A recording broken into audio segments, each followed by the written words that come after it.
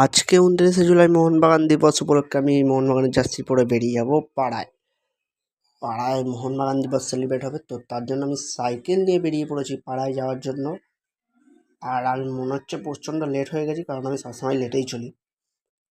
আর পাড়ায় দেখতে দেখতে পাড়ায় এসে দেখছি অনেক কেউ চলে এসেছে, আর পাড়ায় অর্ধেক কাজও কমপ্লিট হয়ে গেছে।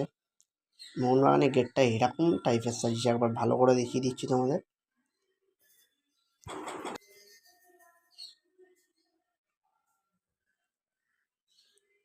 তারপরে ভেতরে ঢুকে দেখি মোহনবাগানের ফ্ল্যাগ লাগিয়ে মঞ্চ রেডি করে রেখে দিয়েছে, কারণ সন্ধেবেলা আসছে আমাদের সিঙ্গার বাউসোনাদার গান শোনার জন্য আমরা ভেরি এক্সাইটেড।